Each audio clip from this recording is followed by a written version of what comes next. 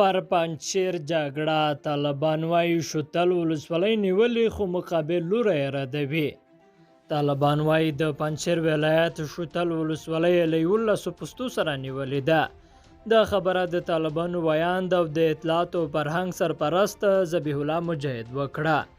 د مجاهد له څرګندونو وروسته طالبانو په ټولنیزو رسنیو کې دا وکړه چې ځواکونه یې د پنجشیر عمق ته داخل شوي او د پاریان او انابا ولسوالۍ نیولې دي. طالبان او دغه وسلوال مخالفان ادعا کوي چې د پنجشیر درې په جګړو کې یو بل ته درنې مرګ ژوبلې اړولې دي. د طالبانو ویاند او د اطلاعات او کلتور سرپرست ذبیح الله مجاهد پرون پنجشنبه ویل چې د پنجشیر د یوې برخې د نیولو پر سر په جګړه کې تر 10 ډیر مخالف وسلوال وژل شوي دي. مجاهد تر ماښام ازادي راډیو ته ویل د دې لپاره چې دوی مخالفانو ونه غوښتل چې د خبرو اترو له لارې ستونزه حل شي، د دوی ځواکونو له ټولو خواو پرې بریدونه پیل کړل. نوموړي ویل زموږ ځواکونو له ټولو خواو هلته د دښمن پر مورچو بریدونه پیل کړي، پرمختګونه یې هم کړي، ډیر شمېر دښمنان وژل شوي یا ټپیان شوي، څو قماندانان یې هم له منځه تللي او ښایي په لنډ وخت کې به د پنجشیر موضوع ختمه شي.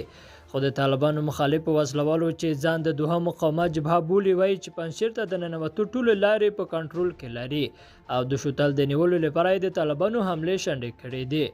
د طالبانو د مخالفانو یوه ویاند فهیم دشتي تیر ماښام ازادي راډیو ته ویل تېره شپه طالبانو ډېره هڅه وکړه چې د جبل سراج له غرونو شوتل ولسوالۍ ته ننوځي، خو له ښه مرغه هڅې ناکامې شوې او لږ تر لږه 40 مړي چې ورڅخه پاتې شوي د جبل سراج او ګلبهار سپین ګیري یې د افغانستان د ملي مقاومت جبهې قماندانانو ته رالیږلي وو چې اجازه ورکړل شي چې مړي د جنګ له جبهې وباسي.